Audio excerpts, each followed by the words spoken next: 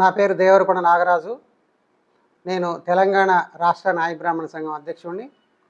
గతంలో ఉమ్మడి ఆంధ్రప్రదేశ్గా ఉన్నప్పుడు 2 రాష్ట్రాలకు కూడా అధ్యక్షుడిగా పనిచేశాను.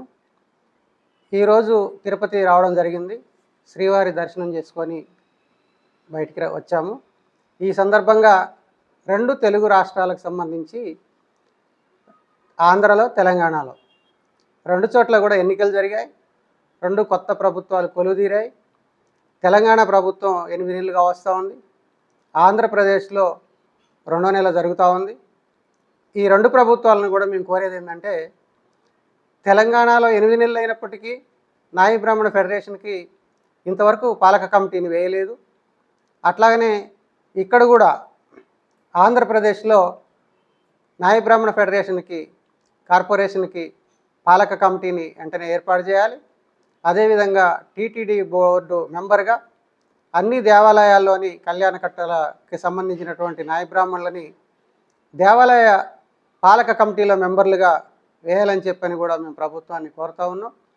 అదేవిధంగా ఇప్పుడు 2 రాష్ట్రాల్లో కూడా దేవాలయాల ద్వారాగా వేలాది మంది నాయ బ్రాహ్మణులు తలనీలాలు తీయడం ద్వారాగా వందల కోట్ల రూపాయల ఆదాయం ప్రభుత్వానికి వస్తూ ఉంది. అదేవిధంగా వెంట్రుకలు వేలం ద్వారా వచ్చేటువంటి ఆదాయం కూడా వందల కోట్ల రూపాయలు వస్తూ ఉంది. తరతరాలుగా నాయ బ్రాహ్మణులకు సంబంధించి తలనీలాలు తీసేటువంటి వారికి గుళ్ళో ఉన్నటువంటి పూజారులకు కానీ ఇంకా ఇతరులకు కానీ ఇస్తున్నటువంటి వేతనాలు వారితో సమానంగా ఇవ్వడం లేదు. డ్యూటీలు సమానంగా చేయిస్తూ ఉన్నారు. మరి సమానమైన పని చేసినప్పుడు సమానమైన వేతనం ఇవ్వకుండా వీరి మీద ఆదాయం వస్తున్నప్పటికీ కూడా ప్రభుత్వాలు తమ ఖజానాకు జమ చేసుకొని వాళ్ళ పొట్టలు కొట్టే విధంగా వ్యవహరిస్తున్నటువంటి తీరు ఏదైతే ఉందో అది సరైనది కాదు. ఇప్పటి వరకు తరతరాలుగా జరిగినటువంటి విధానాన్ని ఇప్పుడున్నటువంటి ఈ ప్రభుత్వాలు కూడా కొనసాగిస్తూ ఉన్నాయి. కాబట్టి వెంటనే నాయ బ్రాహ్మణులకు మేలు జరిగే విధంగా ఆంధ్ర, తెలంగాణలో దేవాలయ కళ్యాణకట్టల్లో పనిచేస్తున్నటువంటి చౌరూర్దారులకు ఉద్యోగ భద్రత కల్పించాలని నేను డిమాండ్ చేస్తున్నా. ఈ నామినేటెడ్ పోస్టులు ఏవైతే ఉన్నాయో వాటిని వెంటనే భర్తీ చేసి నాయ బ్రాహ్మణులను కూడా రాజకీయంగా, ఆర్థికంగా, విద్యాపరంగా ఎదిగే విధంగా ఈ 2 ప్రభుత్వాలు కూడా ప్రోత్సహించాలని చెప్పని నేను విజ్ఞప్తి చేస్తున్నాను. ఈ తెలుగు రాష్ట్రాల్లో ఉమ్మడి రాష్ట్రంగా ఉన్నప్పుడు తిరుమల తిరుపతి దేవస్థాన పరిధిలో రాధాదేవి నాయ బ్రాహ్మణ మహిళలు తలనీలాలు తీయాలనేటువంటి ఉద్దేశాన్ని ఆమె స్వచ్ఛందంగా తమ అభిప్రాయాన్ని వెలుగులోకి తీసుకురావడం జరిగింది. ఆ సమస్య మీద మేము రాష్ట్ర వ్యాప్తంగా కూడా పెద్ద ఎత్తున పోరాటం ఒక 2 సంవత్సరాల పాటు వివిధ రూపాల్లో పోరాటం చేశాము. దాని ఫలితంగా ఇవాళ 2 తెలుగు రాష్ట్రాల్లో ఏ టెంపుల్కి వెళ్ళినా కూడా నాయ బ్రాహ్మణ మహిళలు తలనీలాలు తీస్తున్నటువంటి పరిస్థితిని చూస్తూ ఉన్నాం. ఆ సందర్భంగా అనేక మంది ఈ మహిళలు తలనీలాలు తీయకూడదు అని చెప్పినటువంటి అభ్యంతరాలు తెలిపారు.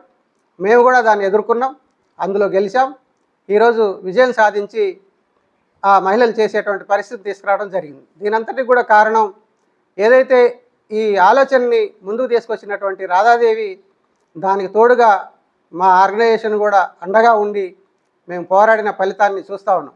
కానీ నాయ బ్రాహ్మణ మహిళలు చేస్తూ ఉన్నారు. వాళ్ళు పురుషులతో సమానంగా 8 గంటల డ్యూటీ చేస్తున్నారు. వాళ్ళకు వచ్చేటువంటి ఆదాయము నామమాత్రంగానే వస్తూ ఉంది. పీస్ రేటుగా కానీ లేకపోతే నామమాత్రపు వేతనాలు మాత్రం ఇస్తున్నారు. వాళ్ళకు కూడా అందరికీ ఉద్యోగాలు పర్మనెంట్ చేయాలని చెప్పని కూడా మేము ఈ 2 ప్రభుత్వాలని డిమాండ్ చేస్తూ ఉన్నాం. అట్లాగనే రాధాదేవి గారికి ఆ ఉద్యమ ఫలితంగా రాష్ట్రపతి చేతుల మీదుగా ఆమె అవార్డు అందుకున్నటువంటి పరిస్థితి ఉంది. అదేవిధంగా ప్రధానమంత్రి గారు కూడా ఆమెను అభినందనలు తెలియజేస్తూ అభినందించడం జరిగింది. ఇది మేము గర్విస్తున్నాం. భవిష్యత్తులో కూడా ఇలాంటి అనేక పోరాటాలు మేము 2 రాష్ట్రాలను ఉద్దేశించి 6 రోజులు అమరణ నిరాహార దీక్ష నేను నాతో పాటు ఇంకో 4 కూర్చొని చేశాము. దాని ఫలితంగా ఇవాళ 2 రాష్ట్రాల్లో కూడా క్షౌరశాలల్లో ఉచిత విద్యుత్తు తెలంగాణలో 250 యూనిట్లు, ఆంధ్రలో 150 యూనిట్లు అమల్లో ఉంది. ఈ ఆంధ్రలో కూడా 150 యూనిట్లను 250 యూనిట్లకు పెంచి ఆ స్కీమ్ను కూడా అమలు చేసే విధంగా చేయాలని చెప్పని మేము చేసిన పోరాటాల ఫలితాలు ఇవాళ 2 రాష్ట్రాల్లో కనపడతా ఉన్నాయి. భవిష్యత్తులో కూడా ఆ విధమైనటువంటి నాయకత్వం అభివృద్ధి కావాలని, ఆ దిశలో ఈ నాయ బ్రాహ్మణుల సమస్యల మీద పోరాడే విధంగా మంచి ఒక అభిప్రాయం కలిగినటువంటి నాయకులు తయారు కావాలని కూడా మా నాయ బ్రాహ్మణులకు పిలిపిస్తూ సెలవు తీసుకుంటున్నాను.